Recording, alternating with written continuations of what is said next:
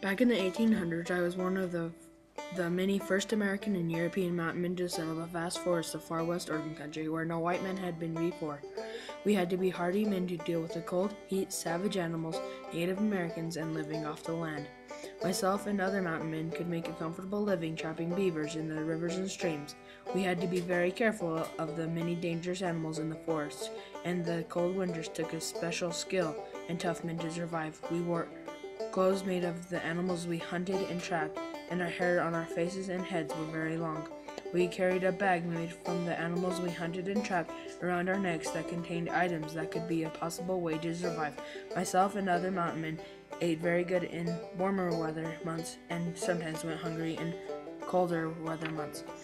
Sometimes I would spend the winter months in Native American villages. They taught me many of their skills that helped me survive during the harsh months. I didn't always get along with the Native Americans as sometimes they would attack us when we trapped and hunted on their lands without permission. During the fall and spring months, we would tend to our traps, and around July, we would come out of the mountains to a special meeting place called rendezvous.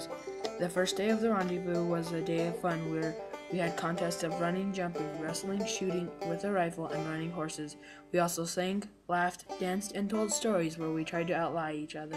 After the first day of fun, we had to get down to bargaining, as beaver hats were very popular back east. The beaver pellets were in a great demand and went for a lot, and for a short time us mountain men were rich. In the late 1830s, the fur trade was starting to die out, as myself and other mountain men had killed so many beavers that they were getting harder and harder to trap, and beaver hats were no longer popular. Myself and other mountain men were still of use as we took new jobs guiding settlers into Oregon. While searching for more beavers, we followed Indian trails and passes across the Rockies, and later showed the settlers these passes. I witnessed some of the first white Americans to build permanent homes in Oregon, and they were known as missionaries. The missionaries wanted to convert Native Americans to Christianity. They also stole lands from the Native Americans to build their own homes and farms on. The missionaries sent back really good news and stories to the people back east about Oregon, and soon many more Americans decided to make the journey to Oregon. By the 1840s, many settlers would gather in Independence, Missouri, and form wagon trains to head to Oregon. I met up with some of the wagon trains heading west and led them across the passes into Oregon. The wagon trains had to leave by early May in order to make the 2,000-mile journey before the snow would fall in the mountains, making it impossible to pass. Once on the trail, everyone had a job, even the small children.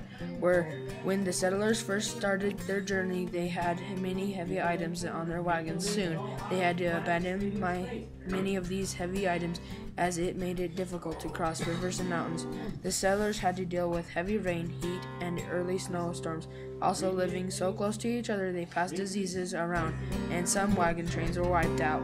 Along the way, settlers would trade with the Indians, and it was always the women who did the trading. But between 1840 and 1860, more than 50,000 Americans had reached Oregon. After I had helped settlers get through the mountains passes into Oregon, I headed to California to help a friend named James Marshall build a sawmill. While we were digging ditches, my friend discovered the first sign of gold. When the word of his discovery got out, thousands of prospectors rushed to California, and the gold rush was on. Because California was not part of the Union, other pioneers also rushed to California in hopes of building new ways of life. All sorts of people, from teachers, bankers, students, and carpenters, all headed to the goldfields. By 1849, there were more than 80,000 people in California looking for gold. Since the year was 1849, my friend and I started to call these people the 49ers. In early parts of the rush, my friend and I were able to pick up the gold with our fingers as it was close to the surface. Later, we found a better way by using a pan where we loaded sand and gravel into the pan. Then we would hold it under the water in the river and let the current wash the sand and gravel away, and leaving the heavier gold behind in the pan. We later called this method panning for gold.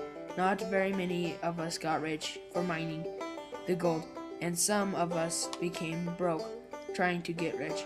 Not very many of us left California. In fact, a lot of us stayed. Once small towns grew into big cities during this time, and greed turned a lot of the 49ers into criminals, like robbers and murderers. We decided to form vigilante communities, which were self-appointed law enforcement and dealt out punishments, even though we had no legal right to do so. We realized that we needed a government and asked to be admitted to the Union, and by 1850, California was admitted to the Union. While I was in the mining camps, I saw many cultures like runaway slaves, Native Americans, Chinese, Hawaiians, French, Germans, Italians, and even Australians, but most of us were white Americans. Even though none of us fared very well in these camps, the ones who fared the worst were Native Americans. I watched many miners drive the Native Americans from their lands, and later saw many die of starvation. In 1950, there were about 100,000 Native Americans in California, and by the 1870s, there were less than 17,000. I stayed in California like many others, and by 1860, California had more than 100,000 citizens.